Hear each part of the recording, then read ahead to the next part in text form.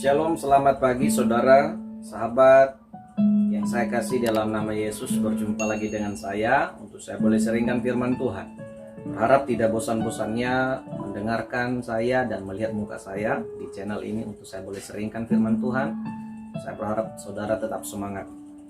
Saudara, Tuhan dimuliakan dalam pemberitaan di pagi hari ini. Firman Tuhan kita baca di dalam Galatia pasal 5 di dalam ayat yang ke-25 dan 26. Firman Tuhan berbunyi, "Jikalau kita hidup oleh Roh, baiklah hidup kita juga dipimpin oleh Roh. Dan janganlah kita gila hormat, janganlah kita saling menantang dan saling mendengki." Amin. Saudara-saudara, firman Tuhan ini adalah lanjutan firman Tuhan semalam. Kalau semalam saya bawa di dalam ayat 24, hari ini kita bahas ayat 25 dan 26.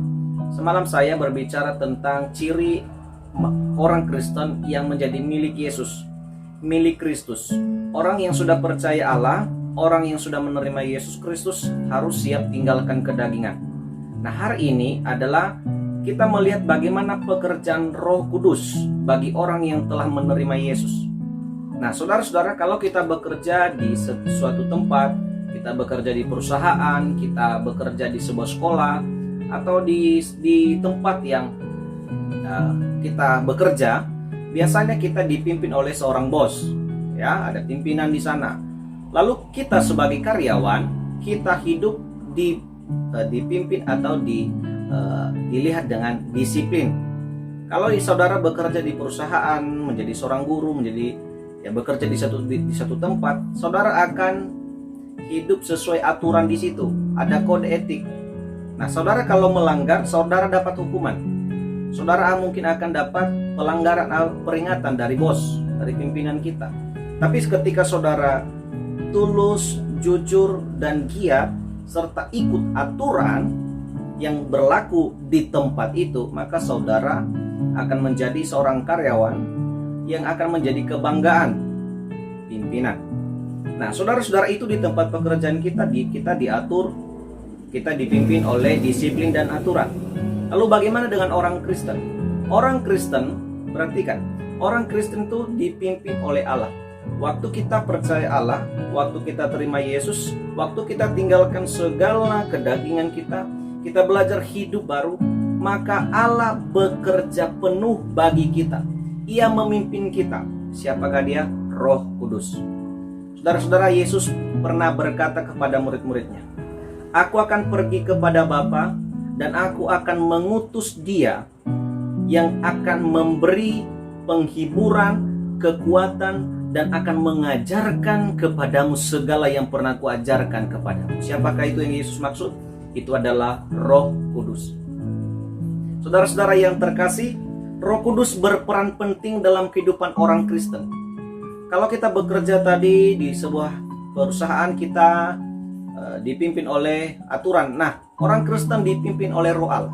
Maka Paulus katakan kepada jemaat di Galatia, kalau kamu dipimpin oleh Roh, kamu hidup di dalam Allah, di dalam Tuhan, maka kamu juga harus siap dipimpin.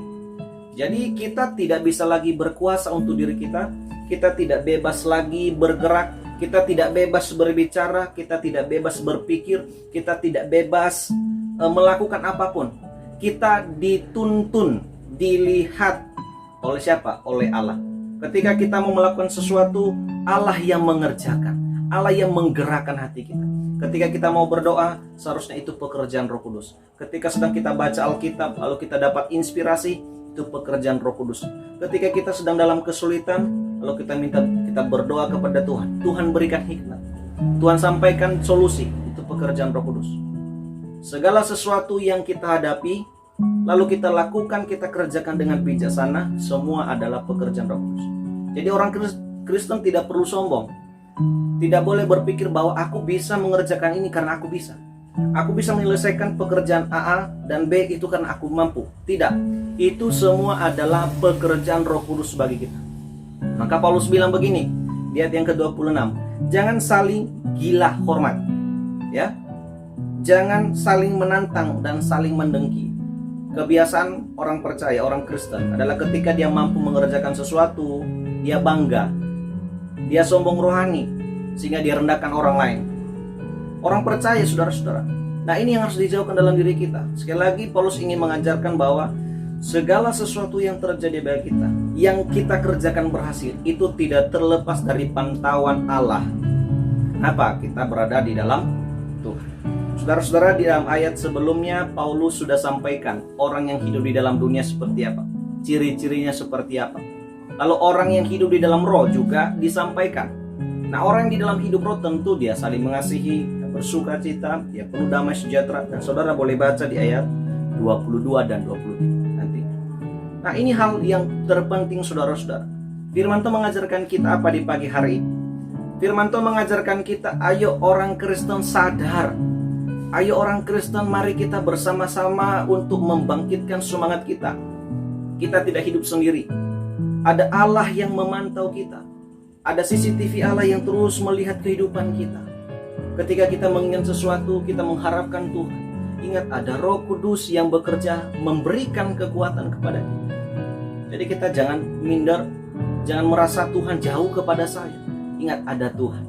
Waktu kita sedang digoda oleh yang jahat, kita digoda padahal kita sudah bertobat, kita sudah berubah.